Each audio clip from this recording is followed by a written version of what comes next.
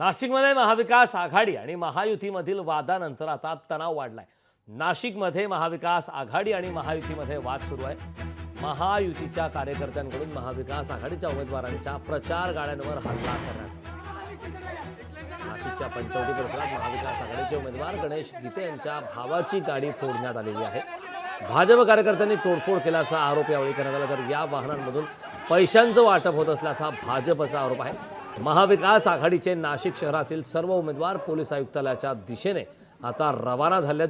प्रचाराची वाहनं घेऊन सर्व उमेदवार पोलीस आयुक्तालयात जाणार।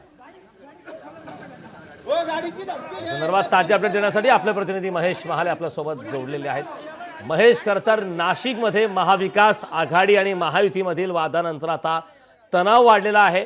गाड्या देखील फोडण्यात आल्याची माहिती मिळते। काय सध्याची त्या ठिकाणची परिस्थिती?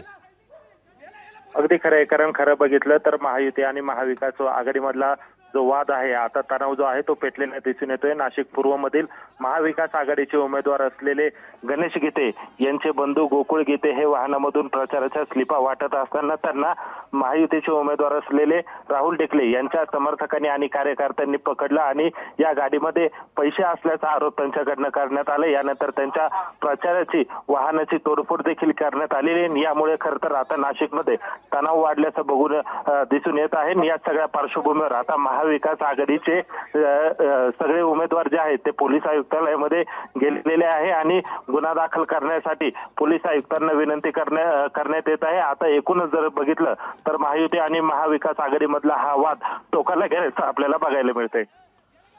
नक्कीच महेश, यामध्ये एक महत्त्वाचा मुद्दा असा देखील आहे की भाजप कार्यकर्त्यांनी गाडी फोडल्याचा प्रकार समोर आला आहे। त्यामध्ये महाविकास आघाडीचे उमेदवार गणेश गीते यांच्या भावाची ती गाडी होती अशी माहिती मिळते। त्या गाडीमध्ये त्या दरम्यान कोणी उपस्थित होते का?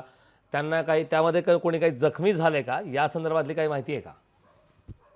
यामध्ये कुणीही जखमी झालेले नाही, मात्र गाडीचं जे नुकसान आहे ते करण्यात आलेले आहे। महाविकास आघाडीचे उमेदवार राष्ट्रवादी शरद पवार गटाचे जे उमेदवार आहे गणेश गीते यांचे बंधू गोकुळ गीते हे त्या गाडीमध्ये होते आणि त्याच गाडीची जी तोडफोड आहे ती भाजपच्या समर्थक कार्यकर्त्यांनी केलेली आहे। करण, नक्कीच महेश, खूप खूप धन्यवाद या सविस्तर अशा माहितीबद्दल।